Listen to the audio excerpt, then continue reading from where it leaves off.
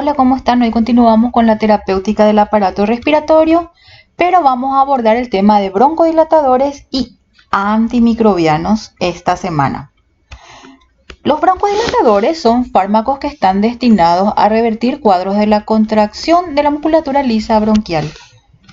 Cuando ocurre este fenómeno de contracción de los bronquios, disminuye la cantidad de aire que ingresa a través de las narices, haciendo que ocurra un fenómeno de hipoxia tisular que, si se vuelve prolongado en el tiempo, puede llegar a causar la muerte del paciente.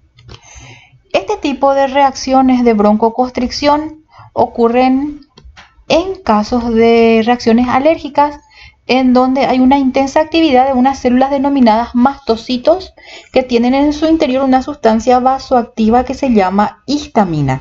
Y la histamina es la sustancia que desencadena todas las características de una respuesta del tipo alérgico. Estos liberadores de mediadores químicos del tipo histaminérgico aumentan la permeabilidad vascular, ocasionando un edema o un acúmulo de líquido a nivel del espacio intersticial. Como una reacción inflamatoria, esto otra vez estimula la producción de moco por las células caliciformes. Y esto estimula el aumento de la permeabilidad de la mucosa, haciéndolo más permeable o favoreciendo más aún la degranulación de los mastocitos, liberando más mediadores químicos y que luego vuelven a desencadenar el fenómeno de aumento de la permeabilidad vascular. Esta situación ocurre, como les había comentado recién, en una reacción del tipo alérgico, que es una reacción beneficiosa para el individuo cuando el organismo trata de rechazar una sustancia nociva para él. Normalmente esta es una reacción modulada y beneficiosa, pero cuando la situación se vuelve crónica o el agente causal no puede ser eliminado, estos ocasionan inflamaciones o alteraciones del tipo crónico de carácter irreversible que ya trae consecuencias en la salud del paciente, y esas consecuencias generalmente no son muy buenas para el mismo. Vemos aquí unos ejemplos. En el caso de un bronquio normal que tiene el calibre o el diámetro óptimo para el pasaje del flujo de aire hacia los pulmones, haciendo que el intercambio gaseoso sea óptimo. Pero en el caso de un bronquio con una inflamación crónica, la luz del mismo disminuye considerablemente, y esa disminución considerable hace que el flujo de aire inspirado no llegue o no sea lo suficientemente adecuado para poder producir el intercambio gaseoso que ocurre a nivel de los alveolos. Esto se puede llegar a ver en cuadros de bronquitis crónica. A nivel de la porción final del aparato respiratorio, que sería la porción alveolar, los alveolos son estructuras en donde ocurre el intercambio gaseoso propiamente dicho y tienen la capacidad de adaptarse a los cambios debido a su constitución en músculo liso histológicamente. Pero cuando la inflamación se vuelve crónica, este alveolo afectado pierde su capacidad de adaptación, haciendo que el animal desencadene una enfermedad que es la enfermedad pulmonar obstructiva crónica o EPOC, que se observa mucho en caballos. En esta imagen nosotros vemos las diferencias en el calibre o en el diámetro de los bronquios ante diversas situaciones. Un bronquio normal con la capacidad suficiente de circulación de aire que para que llegue a nivel alveolar. Un bronquio con inflamación crónica en donde la luz del mismo ya está reducida considerablemente, por ende la disminución del transporte de aire hacia los pulmones está más disminuida. Y por último aquí tenemos un caso de un bronquio con inflamación crónica y otra vez con la presencia de un broncoespasmo. En estos casos la capacidad respiratoria se encuentra muy disminuida, llegando a correr riesgo la vida del animal. Los fármacos que se van a encargar de corregir o de revertir esta alteración son los broncodilatadores, y desde el punto de vista farmacológico nosotros clasificamos en agonistas beta-adrenérgicos, anticolinérgicos y las metilsantinas. Los beta-adrenérgicos son un grupo de broncodilatadores, como su nombre lo dice, que revierten la contracción de la musculatura lisa bronquial porque aumentan las concentraciones de una sustancia química que se denomina AMP cíclico. Y este AMP cíclico revierte la contracción de los bronquios, haciendo que aumente el calibre de los mismos y aumentando el flujo de aire que ingresa hacia los pulmones. Estos broncodilatadores del tipo beta adrenérgico son muy eficaces, pero actúan con independencia del estímulo que lo produzca. Ellos van a seguir actuando siempre en donde haya AMP cíclico o donde haya receptores para el AMP cíclico, debido a que son antagonistas de la contracción de la musculatura lisa a nivel de las vías aéreas. También, como les había comentado recién, ellos siempre van a actuar independientemente del estímulo que le produce, siempre y cuando haya concentraciones adecuadas de AMP cíclico. Entonces van a haber efectos en otros lugares, como puede producir estimulación de la secreción de moco, disminución de la secreción viscosa y aumento de la actividad ciliar en algunos pacientes. Nosotros volvemos a clasificar a estos agonistas beta adrenérgicos en no selectivos, y entre ellos están la efedrina y la adrenalina.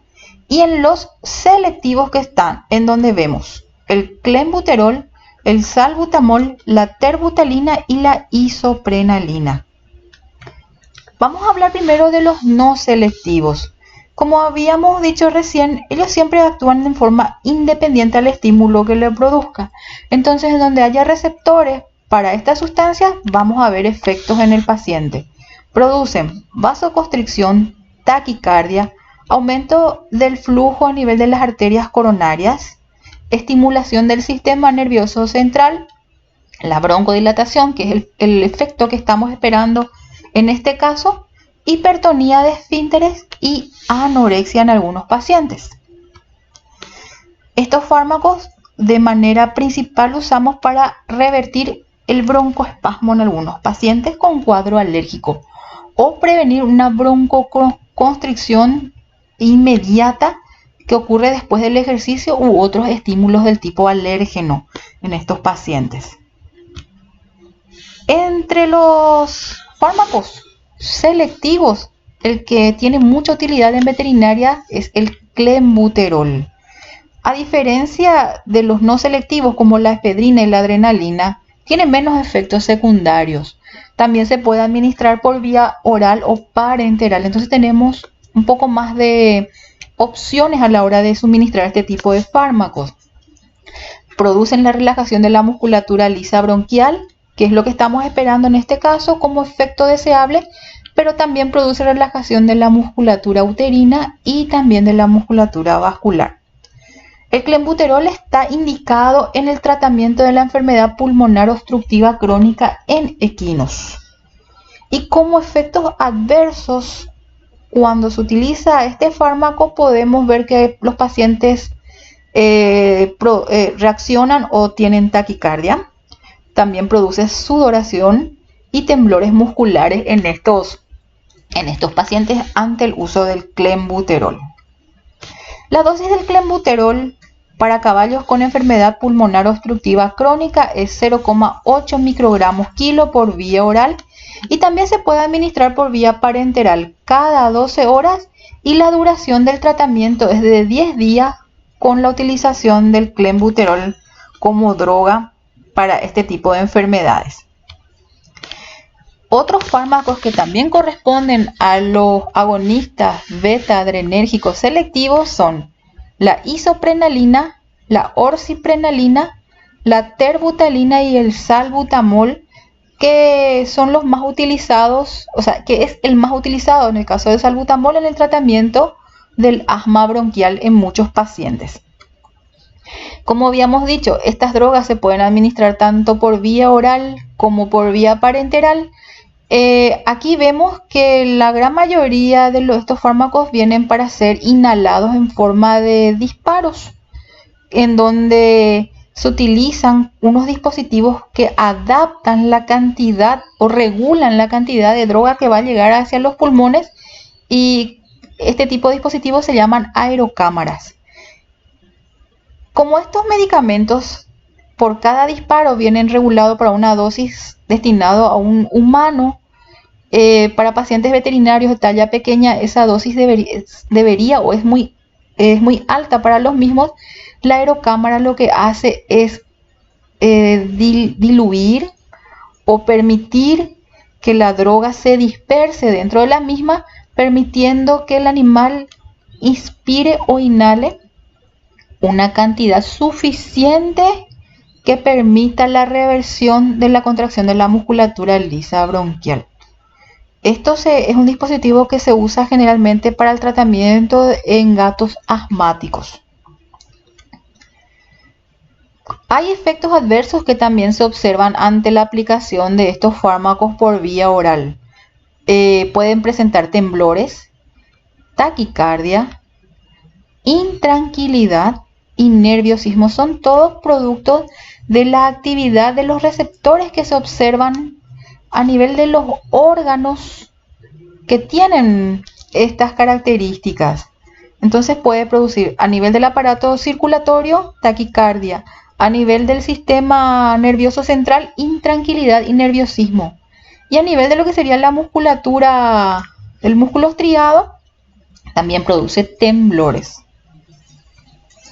Si se administra por vía subcutánea produce efectos cardiovasculares, y si se administra por vía intravenosa llega a producir arritmia. Es por eso que la utilización de estos fármacos por la vía intravenosa en pacientes con problemas cardíacos debe ser monitorizado para poder evitar la aparición de arritmia o controlar la aparición de la arritmia en estos pacientes y regular la función cardíaca también.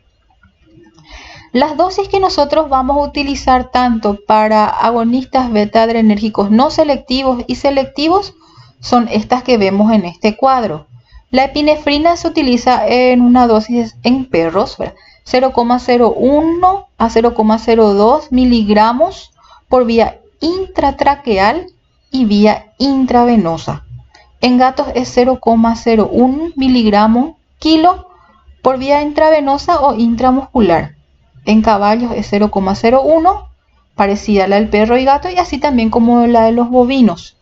La terbutalina es otro fármaco que en donde la cual su dosis es 0,01 miligramos kilo por vía subcutánea, se administra cada 4 horas. En felinos es 0,03 miligramos kilo por vía oral cada 8 horas. Y en caballos es 0,033 miligramos kilo por vía endovenosa y 0,1 por vía oral. En el caso del salbutamol, la dosis es 0,05 miligramos kilo por vía oral cada 8 horas para para caninos. Y para equinos es 8 microgramos kilo por vía oral cada 12 horas. Estas son las dosis que nosotros usamos de salbutamol. Y en el caso del clenbuterol, que es el que se utiliza en caballos para la enfermedad pulmonar obstructiva crónica, es 0,8 a 3,2 microgramos por kilo por vía oral cada 12 horas. Y recuerden que el tiempo de tratamiento es de 10 días en estos pacientes. Bueno, nosotros llegamos hasta aquí con la primera parte de la clase de broncodilatadores, en donde hablamos de los adrenérgicos selectivos y no selectivos. En el siguiente video vamos a hablar de los otros grupos farmacológicos que complementan a este